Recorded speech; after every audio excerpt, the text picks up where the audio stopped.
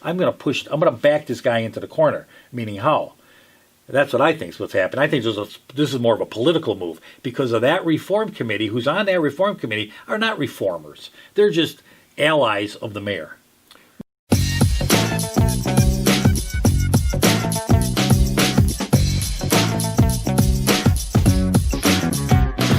Good morning. It's time for America's favorite fact and opinion show.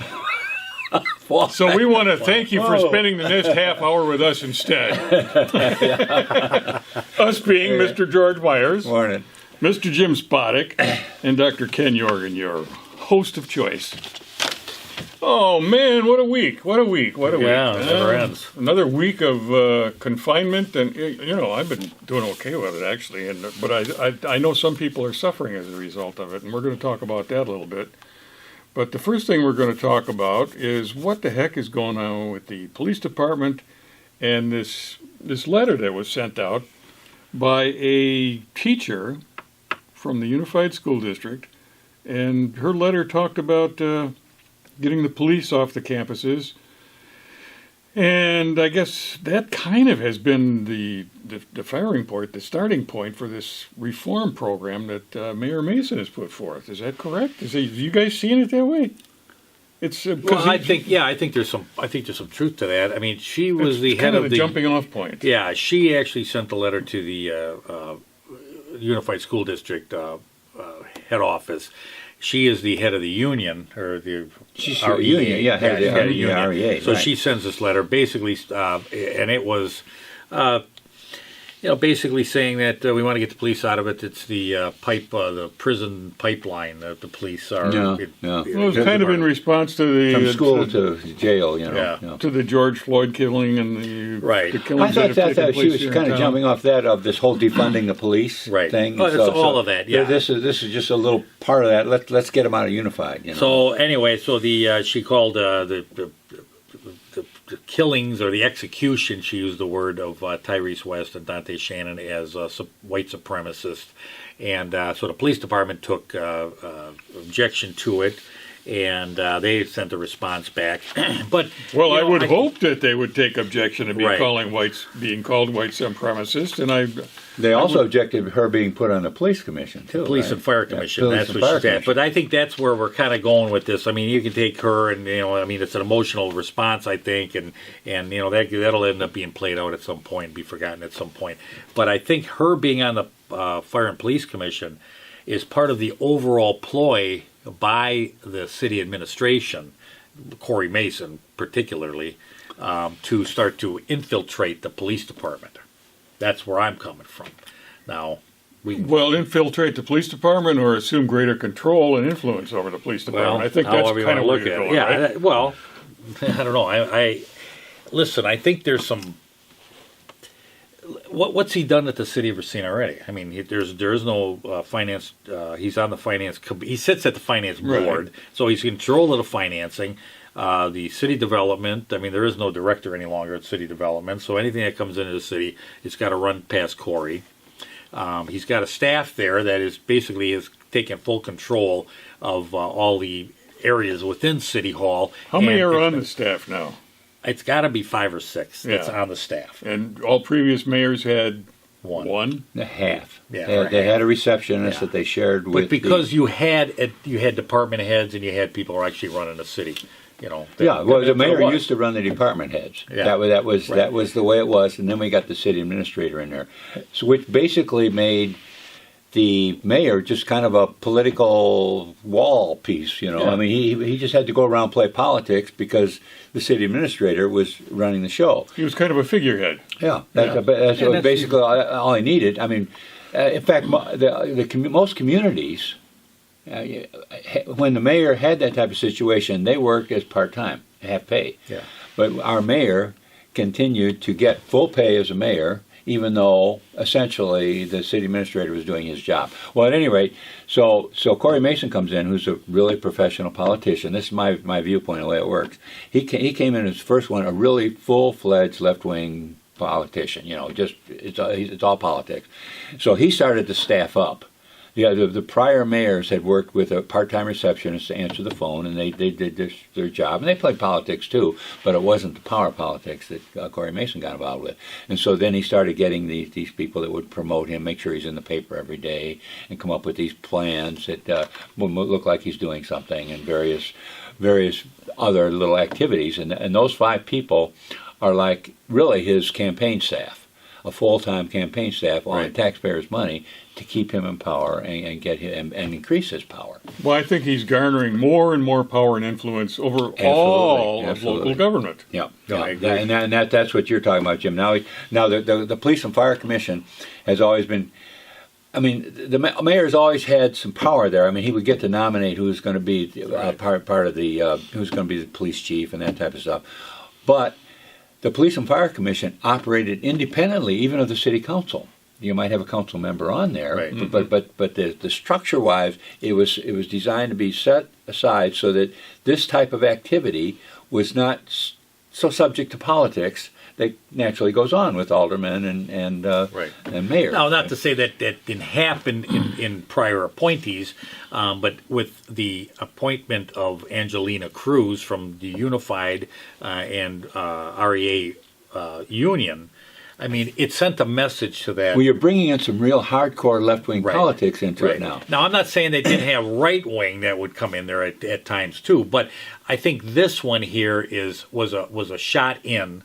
And now, of course, the police union is saying, hey, we don't think she can be objective, which, I mean, I happen to agree with them. But I think it's one of those, we're going to start our process. I think Corey planned this out.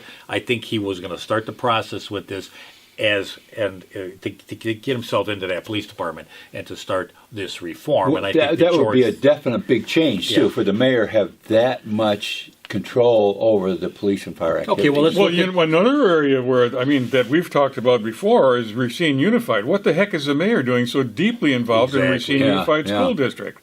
They're 2 entirely separate entities. Now, I can understand you might be sympathetic toward the cause, you know. I mean, I believe his he parents literally or his mother ran a campaign for Unified out of that office. I know, it's crazy. We had on the show here where the tax bill came out and he talked about how charter schools or choice schools were robbing the taxpayer. Yeah, they come out with that lie every come out with your things. But I mean, this is run by the communication director.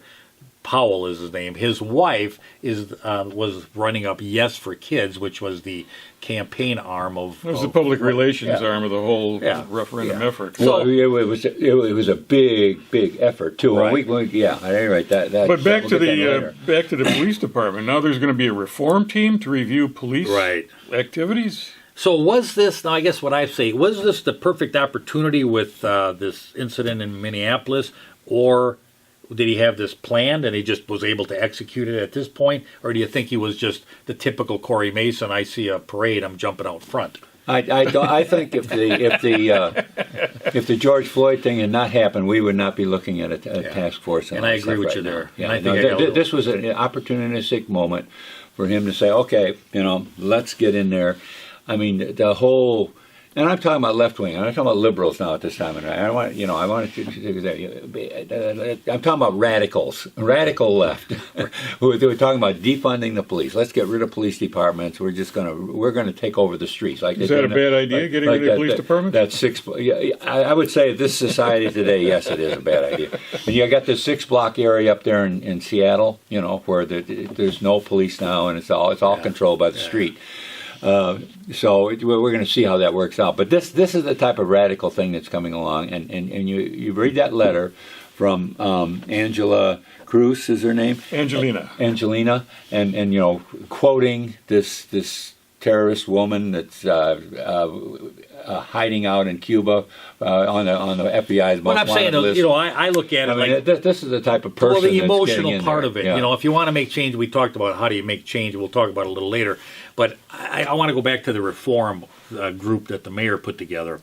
I think this is, And I agree with well, you, George. It's all an emotion, like you're about to say, Jim. It's I think anger. There's people saying, they're mad. You see, they're out burning things. And, I don't think reform is a bad idea. No, I agree. I think the police department needs to be reformed. Yeah, absolutely. Yeah, but the way that this is being done, I know what you're saying is this is a wrong-headed way to do it. And it's the wrong person to put in there to do it. I think it's political. Again, are we really going to get reform, or are we going to be where now we can move into the police department and we could, and I'm going to the chief. Now you got Chief Howell there.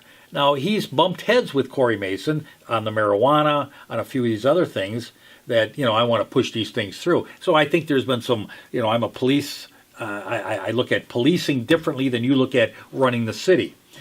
Now, Mason is saying, I think with this reform is, we're going to push this reform, and now that we've got the opportunity, I'm going to back this guy into the corner, meaning how? That's what I think is what's happened. I think this is more of a political move, because of that reform committee, who's on that reform committee, are not reformers. They're just allies of the mayor. Well, that's kind of what it looks like. Yeah, they're all task force. They're all appointed by him, right? Yeah. I mean, they're all either campaign donors, collected money from him, had some kind of a connection with fellow the mayor. office holders of some type or another. They're all connected to this. These are the reformers, really? I don't think so. It's kind of like the council is now, except for two people. They're basically another set of bobbleheads now. Right. We have one. He's managed to take over the council. Yeah. Now we're going to get a bunch on the police commission. Yeah. Or this task force. Right. The task force is going to be it's going to be the Trojan horse. We're going to get in there, and then we're going to. The task force is going to go in there and do the so-called reforming. Right. I wonder if they're going to base their reform recommendations on actual input from people in the community. That's a good question. Now, they've hired a local firm to do this, which was also connected to the mayor. So I mean, this is. Oh, well, then what could go wrong? Nothing. I mean, you can see it coming. I mean, this is kind of the way this guy operates. And I try to think like, all right, what's his purpose? I mean, is it just that I am such a wonderful, great individual that I know and see all, that I will take this community to the highest level? You're talking about Corey Mason now? Yeah. Through the school system, through the local city government, and now the police department? I mean, is this... I think you're giving too much credit, Jim. Maybe. No, I think he is just so lacking intellect and observational abilities to see what's going on that he just thinks he knows everything. He hasn't looked into something to say, I don't know about something. There's some things we don't know everything. In fact, nobody knows everything. But there's certain parts you have to recognize you don't know, and let find somebody else who's very talented and capable to handle maybe that part. Well, that's what I'm sure that he would argue that's what he's doing, but he's picking people that he's familiar with. That's going to listen to what he probably rely on carrying an agenda forth that he agrees with. I don't know about that, Doc, because if I look at the way the council's going, I don't see any of that. I don't see any passing anything off of knowledge or anything like that here. Let's do it the way that... I didn't infer that there was knowledge involved. Well, in other words, he comes up with all the ideas. He's now even passing legislation on his own. Yeah. That because and using his excuse that we're in an emergency situation and the council wasn't meeting, so I'm going to pass this thing. And he passed a set of penalties on landlords, this whole thing of fine thing, that he couldn't even institute, and he still hasn't been able to institute because of the thing. Yeah. So he passed it but he had to pass it right away before the council came back. But this is now the council's back, and he's still not using it. But this is the mentality that's there. No, so now, or what you're calling mentality, that's mentality. Mental. Okay. Yeah. But there's so many other areas that... But I want to get back to the police department because I really think that you're really treading in some areas there that's going to be some... I think there'll be some kickback.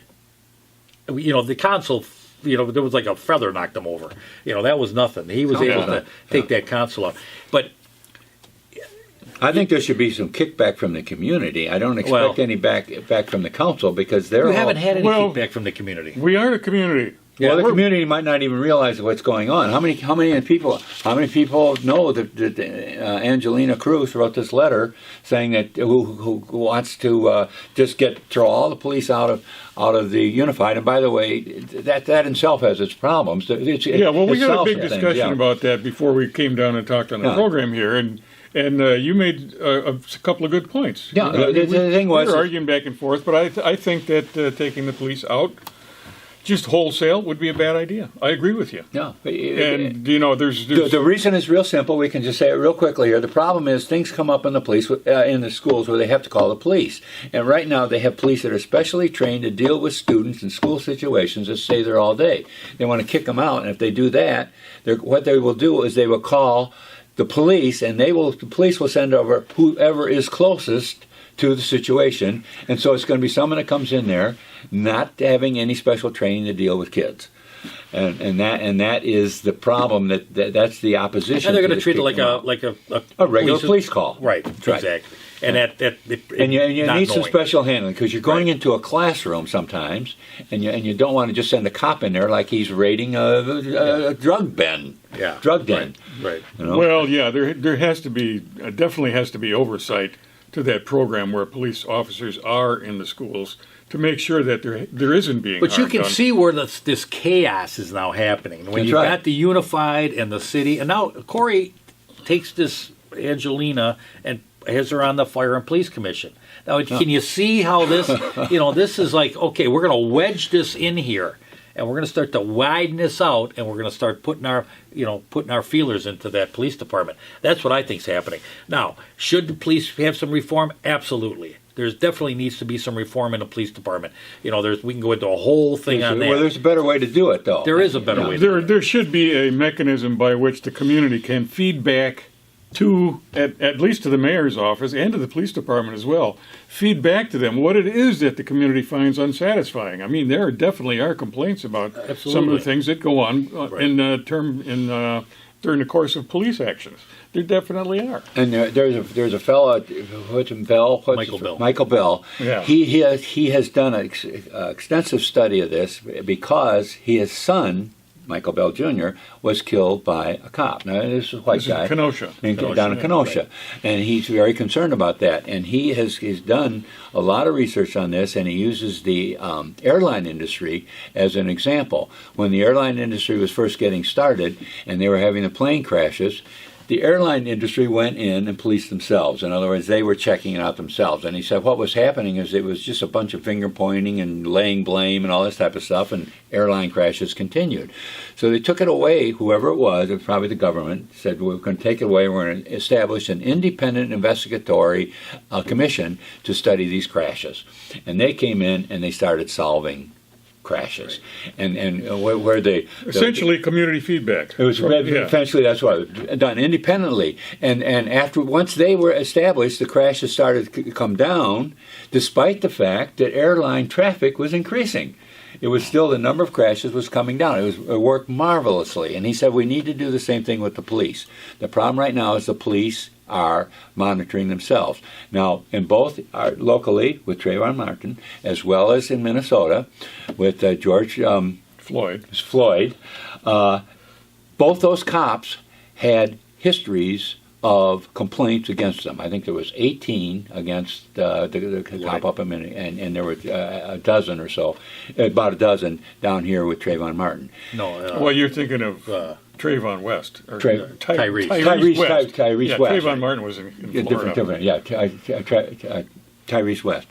The point was is that there were fingers, there was warning signs that this was going to happen, and somehow we need to get into the mode where we can correct those activities. I mean, and recognize that some very intelligent policemen people. Let's not talk about cops. People. Despite their ability to pass tests and look really good, they don't belong in a position of power with a gun in their hands. They just don't, because they something changes in them, and there's people like that, and they need to be, if they get into the police department, they need to be taken back out. Well, finding a job someplace I think else. Part of the problem is that so many people come from a military history. Now, the military has an entirely different mission than the police department. Yeah. And, unless those people are really absolutely well retrained. Yes, they have to be retrained. Yeah, I mean, it's a recipe for. And one of the things I think in Wisconsin here was, if you go back to Act 10, the police department, the fire department were not affected by Act 10. So they were actually like, you got the teachers here, and you've got the other working government officials or government employees at this Act 10, under Act 10. The police were up in this pedestal. So we moved this police to the pedestal. We moved the firemen, the heroes, and, the I support the badge, and that whole campaign that went on.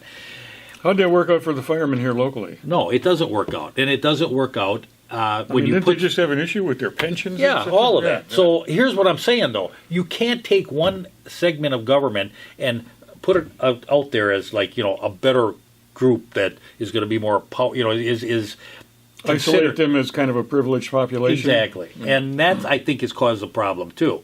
Now all of a sudden they've got this mentality like, well, we can. And then, of course, when they have situations, they're either covered up. I mean, our district attorney she's a master at covering up and doesn't see a crime, So, but that's where you come down to this independent commission. Exactly, and that's why it's very important that something like this gets put into place. And this reform group, though, George, is not the group that's going to come up. No, it's got to be. And that's the real game, is how can you get people on there that are going to think independently. They have to understand police work. There has to be a lot of training in that. They have to understand people. They have to understand situations. They got to understand statistics. They have to look at what's happened in the community. I mean, they got Greta Newbar on it. I mean, really? Yeah, really. Greta Newbar is going to go in and find out, how many robberies were in this part of Racine or drunk driving. I mean, what are the real issues that are associated with Racine? And maybe that extends outside of Racine. How about complaints and prosecution, and you could add all these things in. I mean, you talk about this study that he's got. You got to gather an awful lot of statistics and then be able to identify patterns. I mean, we're not talking about this reform. Yogi's pudding person, and I mean, this. There's nothing there. I mean, are you kidding me? Right. No, and I'm not trying to pick on anybody. I'm just saying, it's political picks. It's because I can control it. And that's what the airlines did. They got the politics out of it. They got the people in the industry out of it. It was outside of that, and they have it's worked marvelously. And I agree with the study on that, is that there is a way. There's people out there, a lot of people out there in the city of Racine that could serve on a council like that. And be able to make decisions about whether a police officer should be removed or continue on or retrained or whatever it is going to be. Re-educated. I mean, there's a lot of things. Nobody's perfect. You know what we ought to do? We ought to move on to the next topic. All right, let's do it. Because we got something interesting here. This is has to do with the shutdown, with the Safer at Home initiative, and basically the closing down of a lot of businesses in Racine.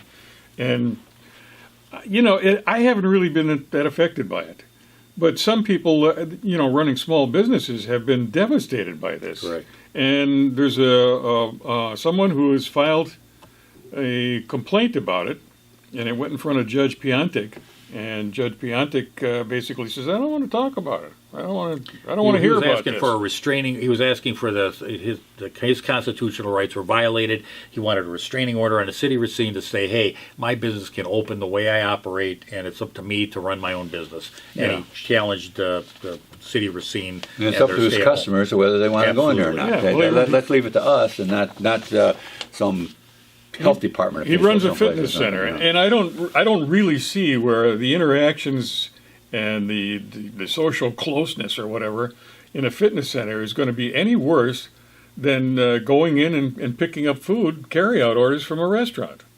I totally really agree don't. with that. Yeah. So anyway, and these are your healthiest people too. I mean, they're. So he filed a complaint, and basically he was told, "Nah, we don't want to talk about that." But then what happened? Amazing thing happened. We have a judge, Judge Fredrickson, who operated on his own initiative to say, "Wait a minute, let's let this guy have his moment in court. Let's hear what his complaint is all about, and make a decision as to whether or not he has rights or not." It was a motion called. It used a fancy Latin word called sua sponte, which means on his own. The judge just on his own picks up this case and says, "Wait a minute, I don't think this should get thrown out." Nobody made a motion. Nobody came in and said, "Hey," he just picked it up all on his own and said, The gentleman has a right to be heard. Mr. Frederickson gets a star in this chart. Absolutely. This is one. I mean, I don't want to go out there, but I kind of like this judge, and I like the way he handles some cases I saw, and I think we got a winner here. Well, let's see how it goes. At least he brought it up. He's right. This is rare. This is rare. You know, we might have to reactivate the Golden Spine Award, depending on how this goes. It's sitting right over there. But anyway, we'll be keeping an eye on that. There's another thing that we're going to be keeping an eye on, and that has to do with a development project that is apparently taking place under the radar. And man, oh man, does this sound like Machinery Row all over again? Yeah, I know. Yeah, absolutely. We're going to get more details on this. We've received some information from somebody, and it's really piqued our interest because, man, if this is actually going on and it's being... If this gets verified, we've got we have a potential of another... Now, it's not going to be as big and as bad as Machinery Row, but it's the same. It's the same who knows? Steps. You know? Well, I mean, the number thrown out for this particular situation was $70 million. It was only $65 million at Machinery Row. First, yeah. Okay, so we'll keep an eye on those things for you, and we also want to bring up a little bit of review on the RUSD lawsuit. Yes, we had filed our complaint, and we got the answer back. Now, the complaint was how long? The complaint, our complaint 9 pages, right? Yeah, well, our complaint was about 9 pages, but it had a bunch of attachments with affidavits and some exhibits and that type of thing. So it got, but the complaint itself was about 9 pages.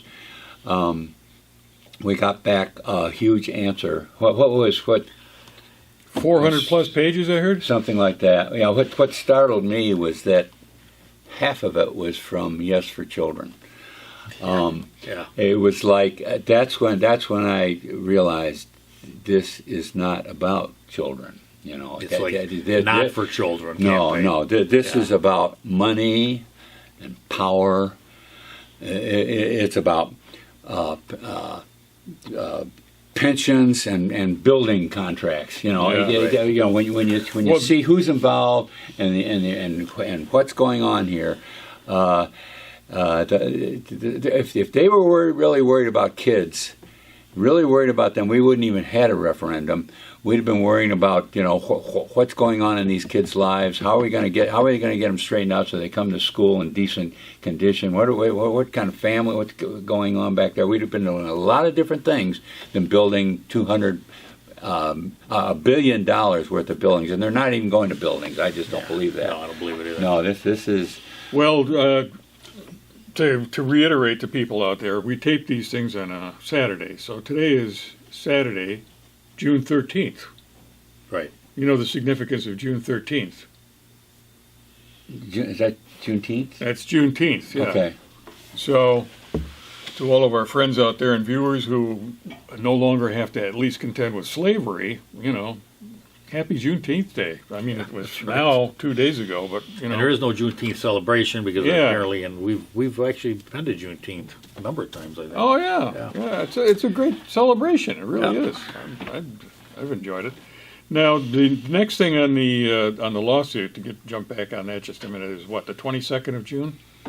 22nd of June is the hearing. The first hearing. So I just want to kind of go back, and I know that because I read the answers. And, I think really what it came down to was, hey, we did everything by the book, is what Racine Unified is saying. We did everything by the book. If there is some problems with this, it's not really because of us, because we did everything by the book. And, the claims by the hot government is you counted wrong. There's some incorrect numbers. There's some stuff that needs to be addressed here. And I think what the hot government is hoping for, that the judge actually listens to this, looks at this, and just doesn't take this like, well, they did everything by the book. You can't have two. Well, now, Jim, I think it's really important. I mean, apparently we've got people that can't count. So I think $1 billion thrown into the effort to educate them to the point where they can count, it might be a wise idea. Could be. Well, let's hope the judge sees it that way. Well, and that's No, we don't want them to see it that way. and that's what bothers me when it comes to this money and the power and the pensions and the building contracts. Is that it's so big and it's everything else. There's all this money and stuff, and the judge is going to be caught in this turmoil, and then hundreds of pages here and hundreds of pages there, and well, you try to bomb the judge with a bunch of information, which makes it more difficult. I mean, I think Hot Government, when I read it, it's simple, it's to the point, and you get some good... It's relatively simple. You know, they don't know how to count. You know, Right. they were pulling shenanigans, and you know, it leaves it at that. You start with 50. How do you come up with 49? If the machine said 50, you know, how can you? What's your problem? Well, he's an experienced judge. Hopefully, he can wade his way through all of this stuff and not be distracted by 400 pages of. Well, and all the other stuff that's going on around with with these big, all this money coming in here with these various lawyers. I mean, there were large law firms. There's at least 2, maybe 3. Yeah. They're spending some big money. Well, speaking of money, I'm not distracted by money. Sometimes I wish I was. And I imagine most of you feel that same way. But, come back and see us next week. We'll talk more about that subject and the rest of these that we've already gone over here today. We're going to do a complete review on a couple of them, and we appreciate you being here, and we'll see you next week.